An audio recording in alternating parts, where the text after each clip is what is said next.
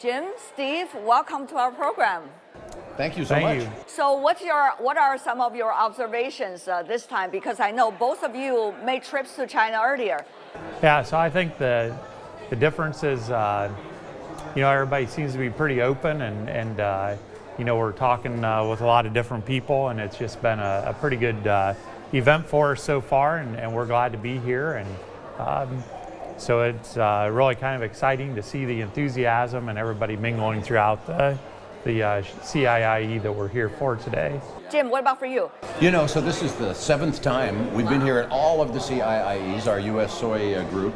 I think I've been here now at 4 CIIEs. I was here at the first one, here at the second one, and then I think the last 2 years. And I am like Steve. I think people are very excited to be here. I was so happy to hear during the Hongqiao Forum when the Premier was talking about the importance of trade and China with their opening up policy. Upgraded opening up policy. Upgraded opening up policy, right. And the importance of the WTO and all of those kind of things, which are just music to our ears. Because we're, in the business of exporting soy out of the United States. We export more than half of the soy grown in the U.S. gets exported. China's a big customer. So it's wonderful to be here with people who want to trade and with people we have a long, long relationship with. Right. Well, of course, Jim is representing the industry and all your members. Steve has a very unique background as a soybean farmer. Right. So, Steve, what about from your perspective as a soybean farmer? You're a volunteer into this organization. Tell us more about your thoughts. Sure. So, our thoughts are that we think we can have grow a very sustainable product. So as China goes through their opening up policy, we think that we can provide the items that the consumers are demanding, whether that be livestock feed, human food, other trade issues, and we can do it sustainably, and we can do it with a high quality. And we think those are things that'll help the Chinese consumer get the goods that they want more efficiently. Well, that's the pledges coming from the farmers. They're going to do their best, but there are things that farmers can't do, which is about trade policy. So what if threats of tariffs is happening with some politicians, and therefore the Chinese side have to react? Agricultural product might be one of those categories that will be hurt. So what do you think about that scenario? Yeah, so at the United Soybean Board, where I'm the chairman, I farm in north central Ohio. We have our friends over at ASA and USEC that'll work on those issues. But we have a 40-year, Jim talked about it, a 42-year commitment of going back and forth and developing the trade over the years. And we, on the agricultural side, are very committed to that.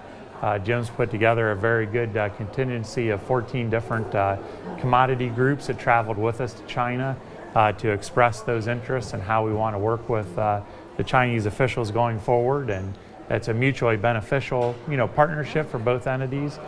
So we want to continue to make sure that we can strengthen those, relationships and continue to build on that. Right. But my friend, I'm afraid that's not the problem here. If you look at the latest number, 2.5 million tons of soybeans being inspected in the U.S. in recent weeks, I think. Yes. And 1.7 million coming to the Chinese market. Yes. So you see this vibrant trade of soybean going on between the two countries.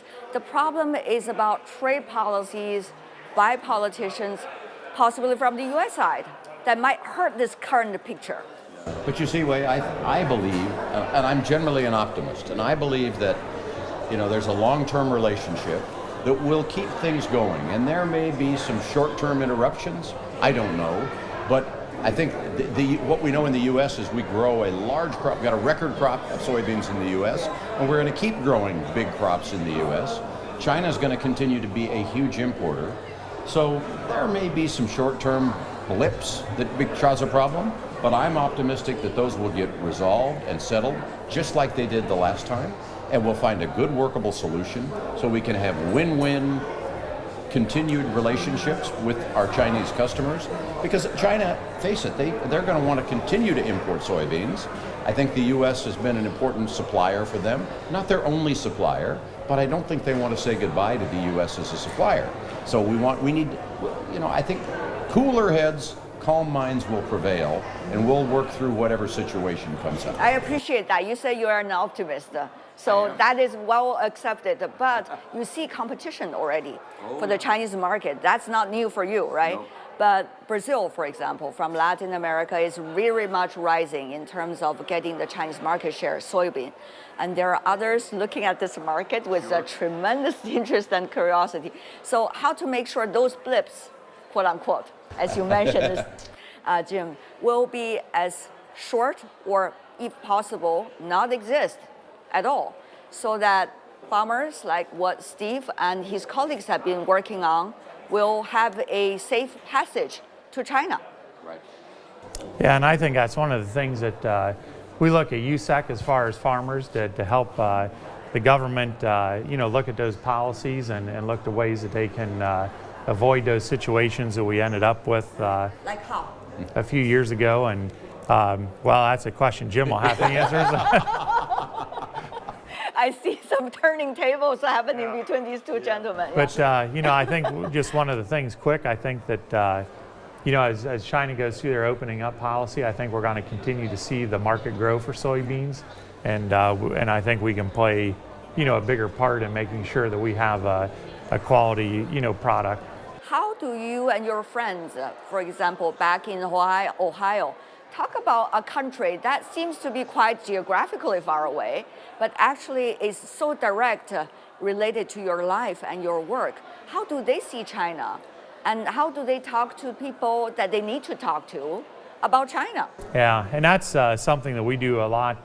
So we do a lot of promotion, education, and research at the United Soybean Board, and that's one of the things is getting out to our farmer members that pay into the checkoff, exactly what we're doing with their funds, for example, with USEC, and it 60% of our beans roughly get exported throughout the country. And last year we had kind of a crisis during the export period. We had low water levels in the Mississippi River, and we had poor transition through the Panama Canal, so it really limited our export capabilities, and that's one of the things that we need to work on, some additional resiliency to overcome those problems in the future. But those are all messages that we try to convey out to the farmers and let them know, how important an economy like China is, to our farming community. Do they knock on your doors and say, Steve, this is what I found out about China. Is it true? Well, there's a lot of people that know I'm here today. Yeah. And next week when I go back home, they're going to be asking questions, what was it like? And, are the people, out, and is the economy moving? And like Jim said, you come through the traffic last night and you come through the traffic this morning, and just people out all the time moving around and going to stores and to work. And it's, that's what keeps the economy going. You got to make money and then turn around. What and are the spend it meals again. you have here, the Chinese food you have here, or fun you have here? You're going to tell them. So we got to go yesterday to the hotel where President Nixon came in 1972 and met with the Shanghai Friends Association. Friendship Association. Yep. And had had wonderful dinner. Yep, dinner with them, and I spent a couple hours talking and just strengthening that relationship we have with them. And that's really interesting because, Jim, doing your work, how important communication is. Absolutely. Yep. And there's a lot of misunderstanding as a result of miscommunication, lack of communication, and sometimes purposeful rhetorics from one party toward the other party. How do you try to demystify China, first of all? And secondly, not to let those, how shall I say, rhetorics against China blown out of proportion? Hear from Chinese counterparties, just try and be strengthening this relationship.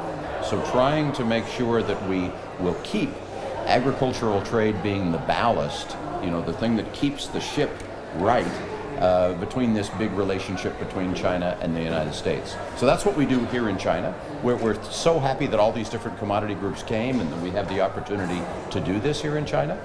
And going back, we do, as Steve said, a lot of people will be asking him questions. Fortunately, we have a good communications team, and we'll be letting people back in the U.S. know what we're doing here in China, and hearing about the great conference that's going on here, a great event the CIIE is, the things we're hearing about trade and opening up, and we just need to let them know that some of the rhetoric that they hear is not really what's happening on the ground. But I think a lot of people have tuned that out, and we talk about, you know, when we get to sit down with you, or we get to interact with our USEC staff here in China, and just we go out to dinner, you know, what is it really like to talk with the people? Like real folks. Yeah, and take the politicians out of the... They're going to say, oh, you guys are panda huggers now. They're going to say, we don't like panda huggers. China is quote unquote evil, and how could you do that? How are you going to respond to them? As an Ohio farmer, as someone who is in the, an association representing a large amount of American farmers. Yeah, and again, it's just, we have people that travel the world for our organization, and the misconceptions that get out there about different governments. I mean, that's just the thing that we can do to dispel those myths and tell what it's really like when we get here and get to talk with people, whether it's the people that this morning, gone to breakfast. I mean, the people are so nice when they come over and help you with whatever you need, and it's just really been a great experience, since we've been here, and that's just what we have to continue to let the people, our farmers, know when we get home, what it's like with the people versus what it's like with our governments, talking back and forth. And I think to give examples of what we're seeing here with the people-to-people relationships, and I think China is so smart to be promoting this people-to-people exchange. And we've been having that for 40 years already. And it's helped until just recently. So we need to, I think now is not a time to pull back on that. I believe now is a time to push more than ever on that sort of thing. So we get rid of this perception, this rhetoric sort of stuff. We just have to let people know that China is not here to get the United States or vice versa. We have a long-term relationship, and we need to work through that, continue to work on that. Well, thank you so much for both of you for sharing with us your thoughts. I hope you're going to have a great stay here in Shanghai and walk a lot here, because I know you're going to visit your counterparts throughout the expo. We're doing that. Yeah. Thank you. Thank you for the opportunity to discuss, and we certainly appreciate the opportunity to be here at CIIE and maintain this long-term relationship that we have, maintain and build. Jim, Steve, Yep. looking forward to your coming back again already. Yeah.